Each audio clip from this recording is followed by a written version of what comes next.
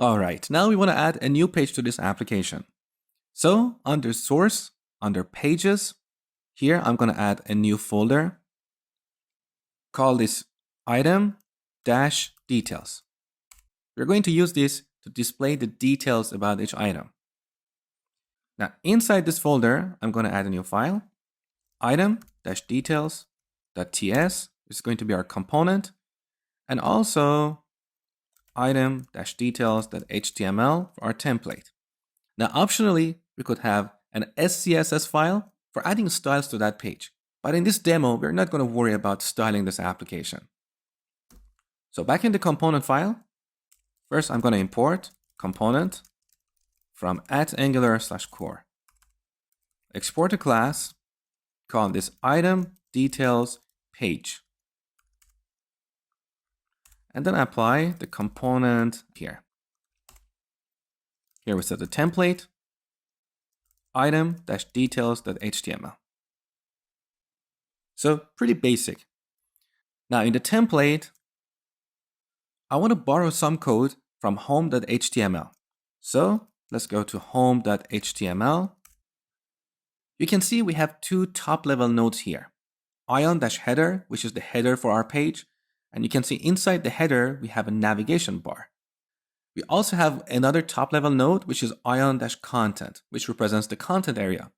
Now, optionally, we could have ion-footer, which represents the footer area. For example, we can have a toolbar there.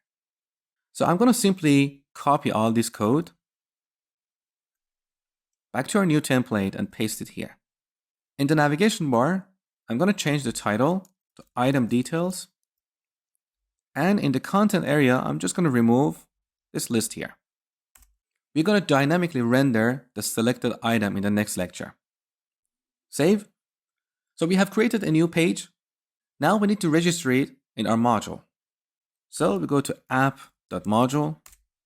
This is just basic Angular, nothing specific about Ionic.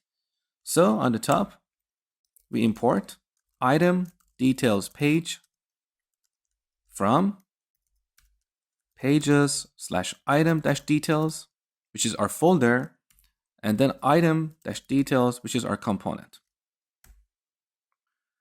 And then in the declarations, because this component is part of this module, we need to add it here, item details page. And also, because we're going to dynamically render this page, we need to add it in entry components. What I mean here is that we are not going to use the selector for this component. Let's go back to our component. You can see here we do not have a selector like item details. If we had this selector, we would use this as an element in another template. And then we wouldn't have to register this in entry components. But because we're going to render this page dynamically, we need to go back to our app module and register it in entry components. So item details page. Next, we're going to implement navigation. So when the user selects an item from the list, we're going to take them to item details page.